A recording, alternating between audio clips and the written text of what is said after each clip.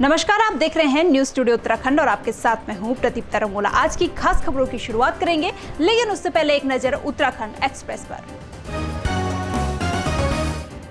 IAS Ramvilas Yadav पर Uttarakhand vigilance ने किया मुकदमा दर्ज। इस बड़ी कार्रवाई के पीछे योगी सरकार द्वारा उत्तराखंड सरकार को उपलब्ध कराए गए कई अहम दस्तावेज। बॉलीवुड के मशहूर सिंगर केके के आकस्मिक निधन से बॉलीवुड जगत सहित उनके करोड़ों फैंस सदमे में हैं। पश्चिम बंगाल की मुख्यमंत्री ममता बनर्जी ने सिंगर केके के निधन पर परिवार के लिए संवेदना व्यक्त की है और कहा कि पश्चिम बंगाल सरकार कोलकाता एयरपोर्ट पर गायक केके को बंदूक की सलामी देगी। सिडकुल पुलिस को मिली बड़ी कामयाबी। हिंदुस्तान यूनिलीवर लिमिटेड कंपनी से चोरी हुआ सामान किया बरामद, आरोपियों को किया गिरफ्तार। हिंदुस्तान लीवर की जो कंपनी है, ये आँखों का जो काजल होता है, इसका जो प्रोडक्शन होता है, तो 22 तारीख को इनके यहाँ से इससे संबंधित काफ़ी भारी मात्रा में सामान चोरी हो गया था, जिसका बाजार मूल्य लगभग 50 लाख से अधिक का है। क्योंकि ये एक बड़ी घटना थी तो पुलिस इसमें तत्काल सक्रिय हुई, एसओजी को भी इसमें लगाया गया और इसमें कुछ अभियुक्त प्रकाश में आए, जिनमें से 4 अभियुक्तों को 31 तारीख को डेंसो चौक के पास से पकड़ लिया गया और कुछ सामान इनसे बरामद हुआ और बाकी इनकी निशानदेही पे करीब उस घटना में चोरी किया गया 80% सामान बरामद हो गया है। लालकुआ प्रांतीय उद्योग व्यापार मंडल के चुनाव में बहुप्रतीक्षित सीट अध्यक्ष एवं महामंत्री पद का भी रात 4 बजे निर्णय हो गया है, जिसमें व्यापार मंडल के निवर्तमान अध्यक्ष दीवान सिंह बिष्ट ने फिर से जीत हासिल की है। विकासनगर के चिरंजीवपुर कैनाल बाईपास रोड स्थित Sai Sanchi international academy school में पूल पार्टी कार्यक्रम का आयोजन किया गया। बढ़ती गर्मी को देखते हुए बच्चों ने पूल पार्टी में जमकर लुत्फ उठाया। सेलाकुई में कंटेनर मेन हाईवे पर बैक करते हुए नाली में फंस गया, जिसके कारण कई घंटों जाम लगा रहा, जिसके बाद स्थानीय लोगों व व्यापारियों ने मौके पर पहुंचकर समाजसेवी अकील अहमद के नेतृत्व में जाम खुलवाया है। 5 सूत्री मांगों को लेकर किसानों ने काटा हंगामा। कहा, पुलिस के द्वारा आम जनता का उत्पीड़न किया जा रहा है, जिसे किसान यूनियन बिल्कुल बर्दाश्त नहीं करेगा। सामाजिक कार्यकर्ता एवं भाजपा नेता मुनीष सैनी के द्वारा ओम ग्रुप ऑफ कॉलेज के शीला नारायण हॉस्पिटल में निःशुल्क स्वास्थ्य शिविर का आयोजन हुआ, जिसमें लोगों की हृदय रोग और कैंसर की मुफ्त जाँच हुई।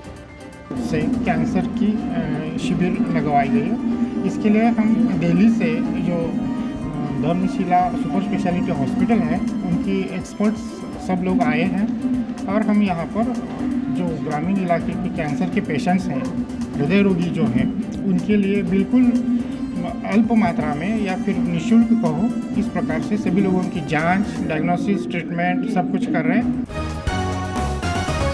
अवैध संबंध के चलते हुई हत्या के मामले में एक और अभियुक्त गिरफ्तार, एक मोबाइल भी हुआ बरामद। सोमवती अमावस्या स्नान सकुशल संपन्न होने पर एसएसपी हरिद्वार ने जताया आभार।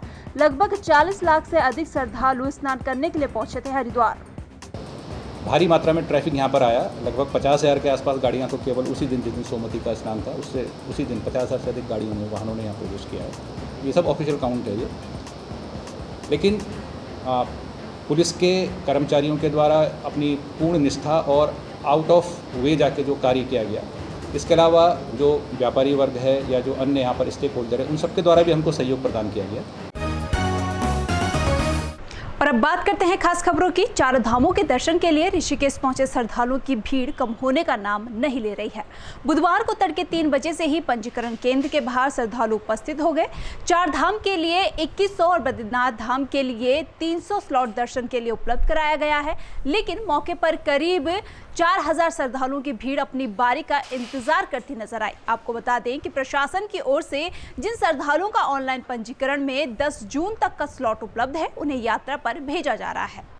मसूरी में रोटरी क्लब के सहयोग से 10वां कुलदीप राज सहानी रक्तदान शिविर में पूर्व मुख्यमंत्री हरीश रावत बतौर मुख्य अतिथि पहुंचे। उन्होंने रक्तदाता को शुभकामनाएं देते हुए कहा कि रक्तदान करना सबसे बड़ा दान है। वहीं पत्रकारों से वार्ता करते हुए उन्होंने कहा, चंपावत उपचुनाव कांग्रेस भारी मतों से जीतने जा रही है। साथ ही उन्होंने कहा कि भाजपा ने आज एक और पाप कर दिया है। जो बजट सत्र गैरसैंण में होना था, वह अब देहरादून में होने जा रहा है। उन्होंने इसको विधानसभा की अवमानना बताया है। देखिए, आज कितना बड़ा पाप कर दिया उन्होंने। गैरसैंण में सत्र होना था और गैरसैंण में अब सत्र नहीं होगा, बजट सत्र नहीं होगा। और एक प्रकार से विधानसभा की अवमानना हुई है। बल्कि मैं तो अपने विधायक दल के नेता और विधायकों से कहूँगा कि विधानसभा में जो है इस सरकार के खिलाफ निंदा प्रस्ताव आना चाहिए। यदि वो बजट सत्र गैरसैंण में नहीं कर रहे हैं तो ये विधानसभा के प्रस्ताव की अवमानना है और इसके लिए निंदा प्रस्ताव आना चाहिए। पहाड़ों की रानी मसूरी में जियो नेटवर्क पिछले कुछ दिनों से पूरी तरीके से ठप है, जिससे जियो के उपभोक्ताओं को भारी परेशानियों का सामना करना पड़ रहा है। वहीं लोगों ने जियो कार्यालय का घेराव किया और परेशानी को हल करने की बात कही। मसूरी जियो सेंटर के प्रबंधक विशाल शर्मा ने बताया कि जियो की फाइबर कई जगह से कटी हुई है, जिस वजह से दिक्कत आ रही है। इसको लेकर टीम दिन रात काम कर रही है। शनिवार को यहाँ आए थे और हम लोगों ने इनसे मुलाकात की थी कि हमारा सर जो गली है हमारा तिलक रोड पिक्चर पैलेस, और वो क्या पूरी मसूरी में इनके जियो के जो टावर हैं बिल्कुल कनेक्शन नहीं आ रहा है। लोग बहुत परेशान हैं, गूगल पे पैसे से लेके लेन देन से लेके कहीं कोई कार्य नहीं हो पा रहा। तो इन्होंने हमें कहा था कि 1 घंटे में हो जाएगा, लेकिन वो नहीं हुआ था। तो आज आप दोबारा वापस आए? आज हम आए, हम इनके हेड से मिले हैं, जो इनके हेड इंचार्ज हैं यहाँ पर सर। तो उन्होंने हमें पूर्ण आश्वासन दिया है कि आज शाम तक वो बिल्कुल उनकी फाइबर जो है कहीं हैमर के पास से टूट गई है और उसको हम सही करने की कोशिश कर रहे हैं। आज वो ठीक हो जाएगा। अभी आपको दिक्कत दिखाई दे रही है, ये हमारे फाइबर कट की वजह से है, जो पिछले 2-3 दिन से चल रही है। ट्राई हम ये कर रहे हैं कि ये आज शाम तक ठीक हो जाए। लेकिन सर अभी 2 दिन पहले ये लोग आए थे, आपने ऐसी यहाँ से यही कहा गया है कि 1 घंटे बाद ये सर उसमें ना उस दिन भी टीम काम कर रही थी। जो फॉल्ट मतलब अपने ठीक होने के बाद दोबारा से उसमें फॉल्ट आया, तो आज दोबारा टीम हमने बुलाई है, ठीक है ना। तो आज शाम तक इसको मतलब क्लियर कराने की पूरी कोशिश कर रहे हैं कि ये दिक्कत दूर हो जाए। शहर में इन दिनों दोपहिया वाहन चोरी की वारदातें बढ़ती जा रही है। चोरों को किसी का भी खौफ नहीं है, यहाँ तक कि घर के सामने से ही बाइक चोरी की जा रही है। वहीं बीरबल सिंह ने पुलिस को तहरीर देकर अवगत कराया कि 2 शातिर चोर उनकी मोटरसाइकिल चोरी करके फरार हो गए और यह पूरी वारदात घर के पास लगे सीसीटीवी कैमरे में कैद हो गई है, लेकिन अभी तक बाइक चोर का पता नहीं चल पाया है। पिरान कलियर के ग्राम इमली खेड़ा में लोक माता देवी अहिल्याबाई होलकर का 297 जन्मोत्सव बड़े हर्षोल्लास के साथ मनाया गया, जिसमें मुख्य अतिथि के रूप में भाजपा के प्रदेश अध्यक्ष मदन कौशिक ने दीप प्रज्वलित कर कार्यक्रम का शुभारंभ किया। साथ ही प्रदेश अध्यक्ष मदन कौशिक के द्वारा धननगर समाज के मेधावी छात्र छात्राओं को सम्मानित भी किया गया। इमली खेड़ा में जो हमारा धनकर समाज है उसके सानिध्य में मनाया गया, मुझे आने का अवसर मिला और जिस प्रकार का उत्साह नौजवानों में है, निश्चित रूप से वो सब एक रूप से लोक माता अहिल्याबाई होलकर के जीवन से प्रेरित होकर समाज के बीच में अच्छा काम करेंगे। और मुझे प्रसन्नता है कि यहाँ का जो नौजवान समाज है उसने भी कहीं ना कहीं शिक्षा के क्षेत्र में और अच्छा बच्चों को आगे बढ़ाने का जो संकल्प लिया है वो उसमें निश्चित रूप से समाज लाभान्वित होगा।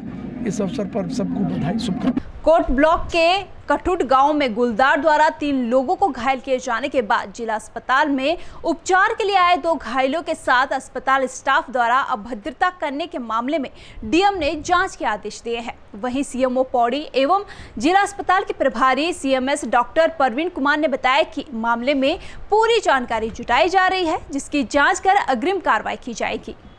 प्रकरण जो हुआ होगा इसमें मैं अभी पूरी जानकारी प्राप्त करूंगा। किसी भी चिकित्सालय में जो भी लाभार्थी होता है, जो भी पेशेंट के रूप में आते हैं, वो किसी भी अस्पताल में आकर अपना इलाज करा सकते हैं। जो भी बेहतर सुविधा होगी उसको उपलब्ध कराई जाएगी। प्राथमिक स्वास्थ्य केंद्र में आते हैं तो प्राथमिक उपचार कराया जा सकता है और उससे उच्चतर अस्पताल में आते हैं तो वहाँ पे अच्छा इलाज भी वहाँ पे हो सकता है। ऐसा कोई प्रकरण होगा तो उसमें मैं गंभीरता से लूँगा और वो संबंधित अस्पताल के जो भी प्रबंधक हैं या चिकित्सक हैं उनका स्पष्टीकरण भी मैं कॉल कर सकता हूँ। एक बार मैं उसकी जो तथ्य हैं इसकी जांच के लिए मैं सीएमओ साहब से विवरण प्राप्त करूंगा। गर्मियों की छुट्टियों में धर्मनगरी हरिद्वार दिल्ली और एनसीआर के लोगों के लिए फेवरेट डेस्टिनेशन बन गई है। दिल्ली एनसीआर से आने वाले लोग वीकेंड पर सुबह धर्मनगरी पहुंचने के बाद शाम तक घर वापसी कर रहे हैं। जहां एक और दुकानों पर खरीदारों की भीड़ से व्यापारियों के चेहरे खिले हैं, तो वहीं इस दौरान रेस्टोरेंट होटल में भक्तों की भीड़ ने काम करने वाले कर्मचारियों की मेहनत बढ़ा दी है। उत्तराखंड संवैधानिक मंच के संयोजक दौलत कुंवर कुछ लोगों के साथ ज्ञापन देने मुन्ना सिंह चौहान विधायक विकास नगर के आवास पर पहुंचे, लेकिन मुन्ना सिंह चौहान नहीं मिले। वहीं दौलत कुंवर के द्वारा विधायक प्रतिनिधि को ज्ञापन दिया गया। आपको बता दें कि उत्तराखंड जल विद्युत निगम लिमिटेड ने शक्ति नहर किनारे हो रहे अवैध कब्जे पर निशान लगा रखे हैं, जिसके संबंध में दौलत कुंवर ज्ञापन देने विधायक आवास पहुंचे। निर्णय किया सब लोगों ने कि हम एक ज्ञापन, क्योंकि विधानसभा सत्र है 7 तारीख को, विधायक जी को एक प्रार्थना पत्र देते हैं जिसमें कि हम एक प्रार्थना लगाते हैं, निवेदन करते हैं कि विधायक जी ने कहा था कि जब मुझे विधायक बनाओगे आप लोग तो आप लोगों को मैं मालिकाना हक दिलाऊंगा।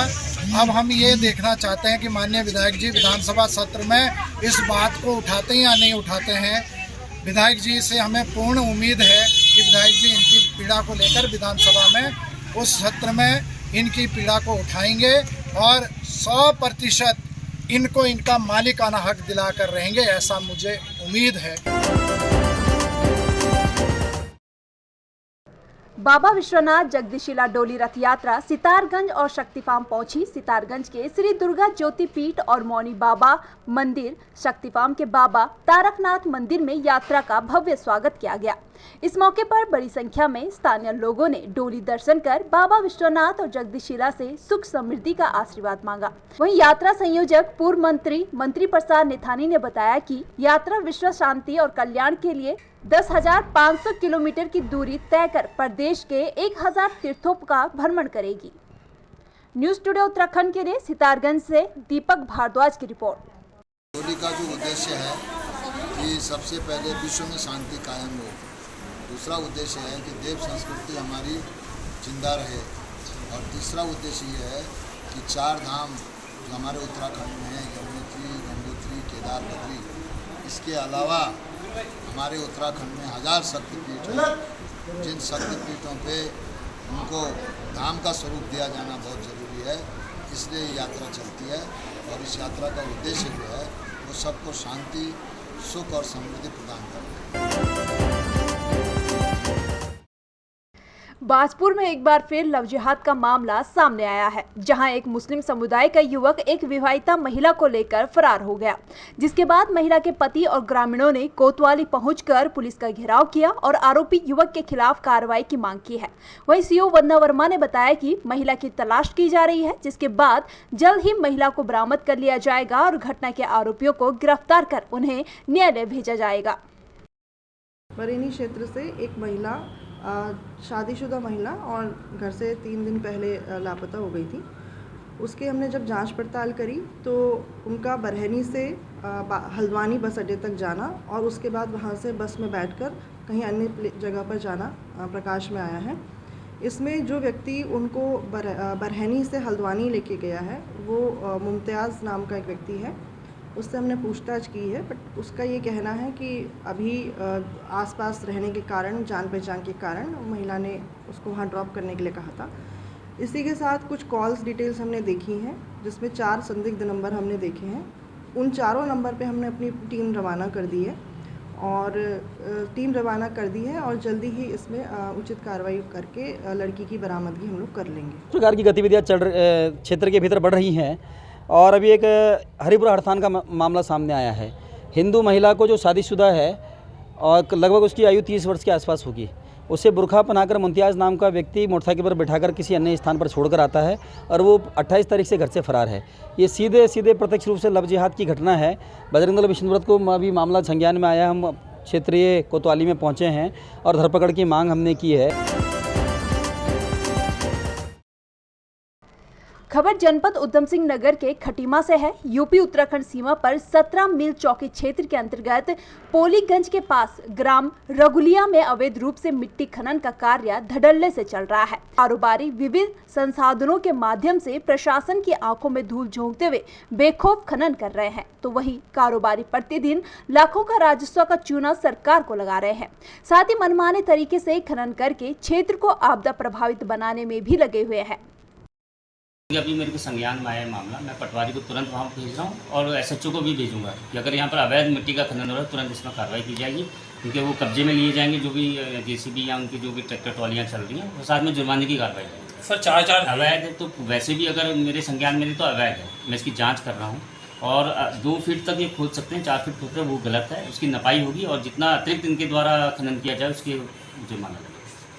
फिलहाल इस बुलेटिन में इतना ही। बने रहिए न्यूज़ स्टूडियो उत्तराखंड के साथ। नमस्कार।